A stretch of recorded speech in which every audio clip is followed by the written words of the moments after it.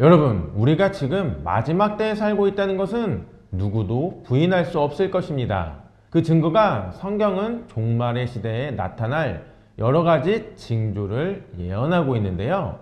다니엘서 7장과 요한계시록 13장에서는 강력한 권력은 가진 나라가 등장하여 철권 통치를 할 것이며, 이는 적그리스도의 통치와 연결이 될 수 있다고 기록되어 있습니다. 또한 다니엘서 12장 4절에서는 마지막 때의 특징으로 사람이 빨리 왕래하며 지식이 더하리라 라고 예언을 했는데, 이는 현대기술과 AI의 발전을 통해 되어가고 있다는 것입니다. 이러한 변화 속에서 미국 신학교 교수들 사이에서는 AI 기반의 스타게이트 프로젝트가 적그리스도의 세계정부 체제와 연결될 가능성이 있다는 우려가 나오고 있는데요. 스타게이트 프로젝트는 약 700조 원 규모의 AI 인프라 구축 사업으로서 트럼프 대통령 취임 이후 소프트뱅크, 오픈AI, 오라클 등이 대규모 자금을 투자한 바 있습니다.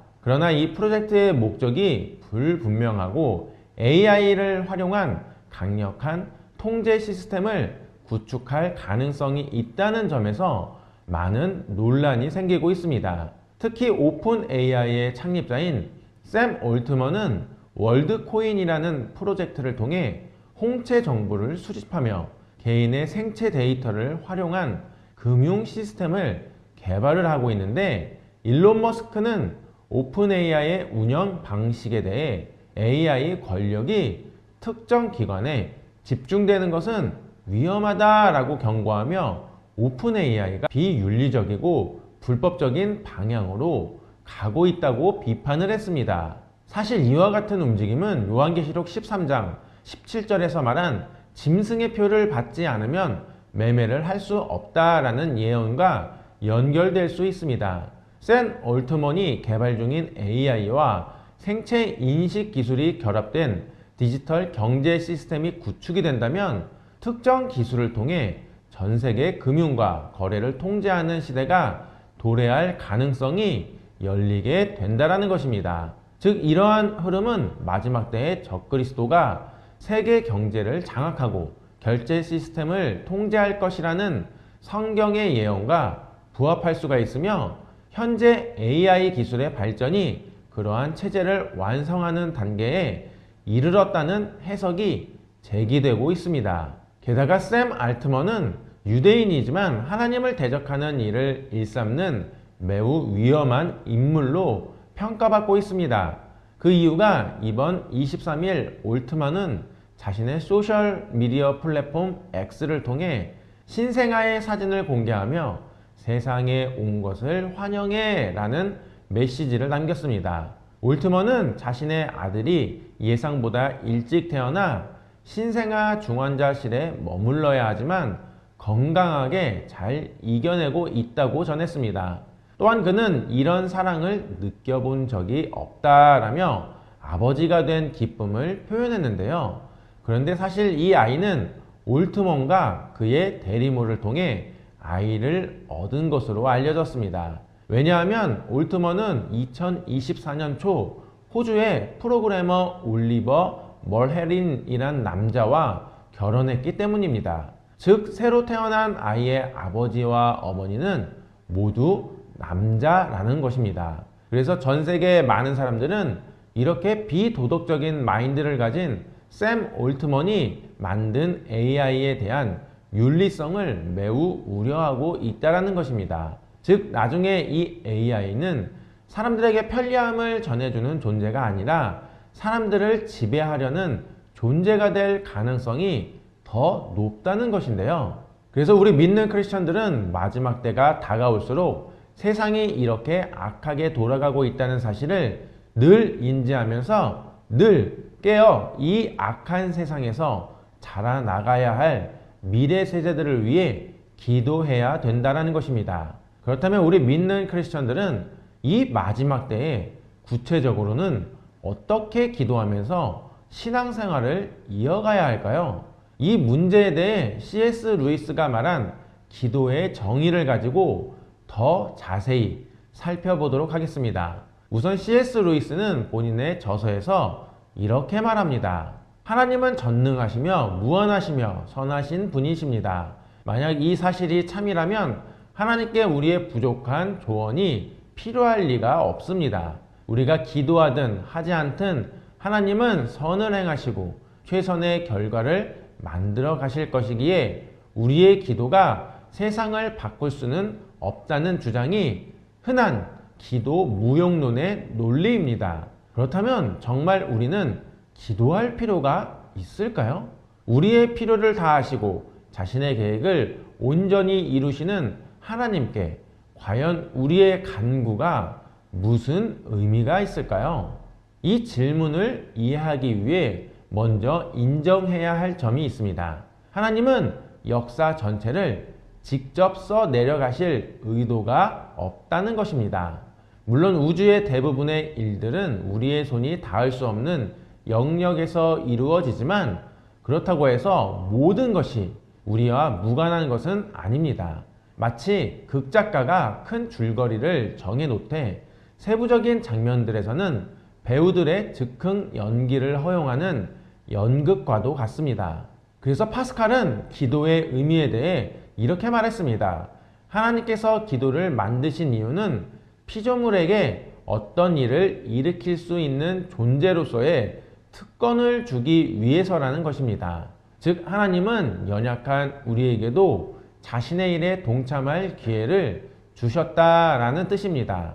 하나님은 우주를 운행하실 때 우리의 행동이 결과를 만들어낼 수 있도록 설계하셨습니다. 그래서 우리는 직접 손을 씻거나 다른 피조물을 돌보거나 혹은 생태계에 영향을 미치는 행위를 하며 살아갑니다. 또한 하나님은 역사 속에서 인간의 자유로운 선택을 어느 정도 허용하셨으며 기도를 통해 변화의 여지를 남겨두셨습니다. 이를 통해 하나님이 허락하신 두 가지 방식이 존재함을 알 수 있습니다. 바로 노동과 기도입니다. 이 둘은 비슷한 점도 있지만 중요한 차이도 있습니다. 예를 들어 농사를 아무리 정성껏 지어도 반드시 풍년이 들 것이라 장담할 수는 없습니다. 하지만 잡초를 하나 뽑으면 적어도 그 한 포기만큼은 분명히 제거가 됩니다. 또한 과음은 건강을 해치는 원인이 되며 지구의 자원을 낭비하거나 오염시키는 행위는 결국 인류 전체의 수명을 단축시킬 수 있습니다. 즉 우리의 물리적 행동이 초래하는 결과는 하나님께서 정하신 법칙에 의해 확정되기에 이러한 원리는 냉혹할 정도로 변함이 없습니다. 그러므로 우리는 스스로 해를 자초할 수 있는 선택권을 가지고 있다는 것이죠. 그러나 기도를 통해 이루어지는 결과는 이와 다릅니다. 하나님께서는 그 결정권을 온전히 자신에게 두셨습니다. 만약 기도의 응답이 인간의 손에 달려 있었다면 기도는 너무나 위험한 도구가 되었을 것입니다. 왜냐하면 기도의 효과는 한 번 나타나면 시간과 공간을 초월하기 때문입니다. 따라서 기도에 대한 응답 여부는 전적으로 하나님의 판단에 맡겨져 있습니다. 이는 마치 학교 교장이 특정 상황에 대해 이렇게 말하는 것과 같습니다. 일반적인 일들은 규칙에 따라 처리하면 되지만 어떤 일들은 너무 중요하거나 위험해서 별도의 승인 절차가 필요합니다. 그런 경우 반드시 교장실로 와서 상의하세요. 논의 후에 결정하겠습니다. 라고 말입니다. 그렇다면 우리의 기도는 하나님의 섭리와 어떤 방식으로 연결이 될까요? 맞습니다. 우리가 믿는 것은 하나님께서 모든 것을 주관하신다는 사실입니다. 그분은 세상의 모든 원자의 움직임까지도 세밀하게 다스리십니다. 하나님의 뜻이 없다면 참새 한 마리도 땅에 떨어지지 않을 것입니다. 예를 들어 셰익스피어의 햄릿에 등장하는 오피리아를 생각해 보면은 그녀는 강 위로 뻗은 나뭇가지에 올라탔다가 가지가 부러지는 바람에 물에 빠져 익사합니다. 이때 오피리아의 죽음은 셰익스피어가 극적인 전개를 위해 그녀가 그 순간에 죽도록 의도했기 때문 아닐까요? 아니면 단순히 나뭇가지가 부러졌기 때문일까요? 이 질문에 대한 정답은 둘 다입니다. 연극 속에서 일어나는 모든 사건은 앞선 사건들의 필연적인 결과이면서 동시에 작가가 그렇게 구상했기 때문에 발생합니다. 마찬가지로 현실에서 일어나는 모든 사건은 자연스러운 원인과 결과의 흐름 속에서 발생하지만 동시에 하나님의 섭리 안에서 이루어집니다. 그러므로 우리가 여기서 알 수 있는 것이 무엇입니까? 맞습니다. 이 지구상에서 어떠한 인과관계와 하나님의 주권은 서로 대립되는 개념이 아니라 하나로 연결된 것입니다. 또 다른 예를 들어보겠습니다. 우리가 병원에서 검사 결과가 나오기 전 좋은 결과를 위해 간절히 기도할 때 한 가지 의문이 들 수가 있습니다. 이미 검사 결과는 정해져 있는 게 아닐까? 하지만 그렇다고 해서 기도를 멈춰서는 안 됩니다. 검사 결과가 이미 결정되어 있다고 해도 우리가 지금 드리는 기도는 그 결정 과정의 일부로 작용하며 실제로 결과에 영향을 미칠 수가 있습니다. 또한 나의 자유로운 선택과 행동은 하나님의 주권의 형성에 기여합니다. 그리고 이러한 기여는 하나님의 섭리 속에서 창세 전부터 고려된 것이지만 다만 시간의 흐름 속에서 특정한 순간에 우리에게 인식될 뿐입니다. 따라서 그리스도인은 어떤 사건이 자신이 기도했기 때문에 일어난 것인지 아닌지를 따질 필요가 없습니다. 오히려 모든 사건이 기도의 응답이라는 사실을 믿어야 합니다. 어떤 일이 기도한 대로 이루어졌다면 그것은 여러분들의 기도가 그 일에 영향을 미쳤기 때문입니다. 반대로 일이 예상과 다르게 진행되었다고 해도 그것이 기도와 무관하게 이루어진 것은 아닙니다. 여러분들의 기도는 무시된 것이 아니라 고려된 끝에 거부되었을 뿐입니다. 그러나 그 거부조차도 여러분들의 궁극적인 유익과 하나님 나라의 선을 위한 결정이었음을 신뢰해야 합니다. 결론을 맺으면 복음서를 보면 예수님도 기도하는 습관을 가지고 계셨습니다. 같은 장소에 가서 조용한 곳에서 늘 습관을 따라 기도하시는 그런 습관을 가지고 계셨습니다. 그러므로 저를 포함한 여러분들도 이러한 기도 습관을 가질 수 있기를 간절히 소망해 봅니다. 어떤 분은 차 안에서 기도하실 수 있고요. 또 어떤 분은 집 안에서 자신만의 기도 공간을 찾을 수도 있습니다. 큰 집에 사는 분 중에는 베란다에서 기도한다고 하시더군요. 이유를 물었더니 그 곳에서는 아이들도 찾아오지 않고 남편도 방해하지 않기 때문이라고 하셨습니다. 우리가 외딴 곳에 가거나 산에 오르면 와이파이나 LTE가 끊기는 경우가 있습니다. 그럴 때 우리는 답답함을 느끼죠. 그러면 어떻게 해야 할까요? 신호가 잘 잡히는 곳을 찾아 이동해야 합니다. 기도도 마찬가지입니다. 우리가 영적으로 하나님과 깊이 연결될 수 있는 공간이 있습니다. 그러므로 우리가 여기서 알 수 있는 것이 무엇입니까? 맞습니다. 우리가 기도에 집중을 하려면 자신에게 맞는 기도의 장소를 찾아야 된다는 것입니다. 직장에서도 가정에서도 자주 가는 곳에서도 하나님과 교제할 수 있는 공간을 만들어 두는 것이 중요합니다. 기도가 자연스럽게 스며드는 그런 공간을 찾고 그곳에서 하나님과의 만남을 지속적으로 이어가야 된다는 것입니다.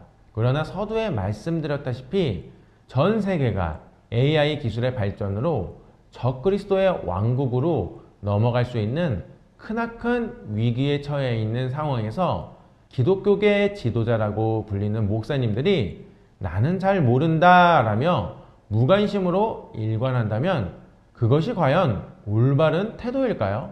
마치 모래 속에 머리를 묻고 현실을 외면하는 것과 다를 바가 없습니다. 그렇다면 하나님의 말씀을 맡고 진리를 선포해야 할 목회자들은 어떤 태도를 취해야 할까요? 정부의 모든 것을 맡기고 우리는 가만히 기도만 하면 된다라는 말로 책임을 회피해야 하는 것이 과연 올바른 태도일까요? 그러므로 우리가 여기서 알 수 있는 것이 무엇입니까? 맞습니다. 이 시대에 필요한 것은 무엇인지, 옳은 것인지 나쁜 것인지 제대로 알려주며 그 구체적인 사항을 놓고 기도로 행동하는 신앙입니다. 즉 하나님을 믿는 성도들이 세상을 바라보며 정의를 위해 목소리를 내고 올바른 길을 찾아가는 것이야말로 성경이 가르치는 올바른 길이다 라는 것입니다. 그래서 저희 메시지와 미니스트리가 마지막 때에 우리 믿는 크리스천들은 구체적으로 어떻게 기도해야 하는 것인가 라는 질문을 가지고 매주 기도회를 개최하려고 합니다. 메시지와 기도 모임은 매주 주일 오후 4시 30분에 서울 서초구에 위치한 가비 제작소에서 최고의 찬양 사역자들이 찬양과 경배를 드리고 또 마지막 때 저와 함께 구체적으로 지금 어떻게 하나님의 시간표가 지나가고 있는지를 말씀을 통해 알아보고 기도하는 시간을 가지려고 합니다. 시간이 괜찮으신 분들은 아래 고정 댓글에 신청하실 수 있는 링크와 주소를 안내 드리고 있으니 함께 참석하셔서 성령님과 함께 뜨거운 기도의 시간을 가지시면 좋겠습니다. 성경을 보면 마지막 때 하나님께서는 성도들에게 진리의 빛을 전 세계에 비추어 주신다고 기록이 되어 있습니다. 그런데 안타깝게도 그 진리의 빛이 전해지면은 사람들은 두 분류로 나뉘게 됩니다. 어떤 이들은 그 빛을 기쁨으로 받아들이고 순종의 길을 선택하지만 다른 이들은 큰 시험과 고난을 경험하게 되는데요. 그 이유가 사람들이 이 진리를 받아들이는 순간 예상치 못한 어려움과 희생을 마주하게 될 때가 많기 때문입니다. 즉 사탄의 미혹이죠. 그러면 일부 사람들은 본능적으로 그 빛을 부정하고 싶은 강한 충동을 느끼게 됩니다. 오히려 이 진리가 사실이 아니었으면 좋겠다는 생각이 들기도 합니다. 그러나 이 마지막 때에 마귀로부터 오는 고난과 희생을 두려워하여 진리를 외면하는 사람들에게 하나님께서는 변호해 주실 수 없다라는 것입니다. 그래서 바울은 마지막 시대에 많은 이들이 겪게 될 이러한 시험에 대해서 데살로니가후서 2장 10절을 통해 이렇게 기록하고 있습니다. 불의의 모든 속임으로 멸망당하는 자들에게 이 말이니 이는 저희가 진리의 사랑을 받지 아니하여 구원함을 얻지 못함이라. 그렇다면 왜 어떤 사람들은 진리를 사랑하지 못하고 구원의 기회를 놓치게 될까요? 그것은 희생을 피하고 손해를 감수하기를 거부하며